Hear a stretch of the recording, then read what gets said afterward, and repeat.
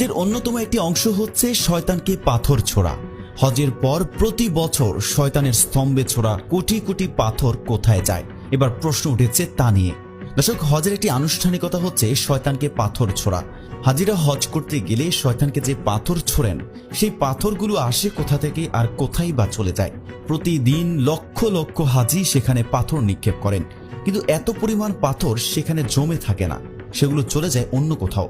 কিন্তু সেগুলো কোথায় যায় তা নিয়ে এবার উঠেছে প্রশ্ন। দর্শক, হজের অন্যতম একটি আমল হচ্ছে জামরায় শয়তানকে পাথর নিক্ষেপ। শয়তানের 3টি স্তম্ভে 21টি নুড়ি পাথর নিক্ষেপ করা হয়। চলতি বছরে 18 লাখ মুসলিম সেখানে নিক্ষেপ করেছেন প্রায় 10 কোটির বেশি নুড়ি পাথর। প্রতি বছর হাজিরা যেসব পাথর নিক্ষেপ করেন সেগুলো কোথা থেকে আসে আর হজের পরই বা কোথায় যায়, এ বিষয়টি নিয়ে রয়েছে নানা জল্পনা কল্পনা। হজের প্রধান অংশ ও দোয়া আদায়ের স্থান হিসেবে পরিচিত মহানবী হযরত মুহাম্মদ সাল্লাল্লাহু আলাইহি ওয়াসাল্লামের বিদায় ভাষণের স্মৃতি বিজড়িত আরাফাতের প্রান্তরে ছিলেন হাজিরা। সারাদিন আরাফাতের ময়দানে দোয়া দুরুদ ও জিকিরে ব্যস্ত থাকার পরে এরপরে শয়তানকে মারার জন্য সেখান থেকে প্রত্যেক হাজি ছোট আকারের 21টি পাথর সংগ্রহ করে।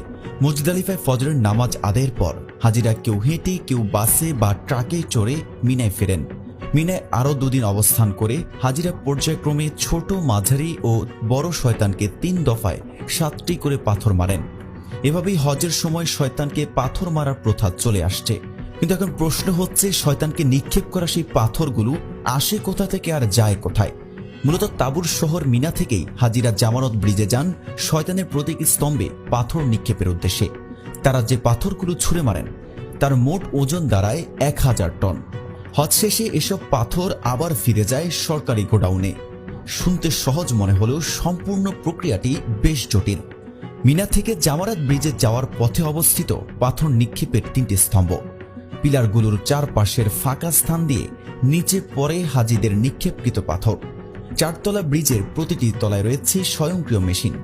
এ নিয়ে কিদানা ডেভেলপমেন্ট কোম্পানির মুখপাত্র আহমেদ আল সুবহি বলেন, পাথর সংগ্রহ থেকে শুরু করে পরিষ্কার করা সম্পূর্ণ কার্যক্রমই চলে ইলেকট্রনিক পদ্ধতিতে।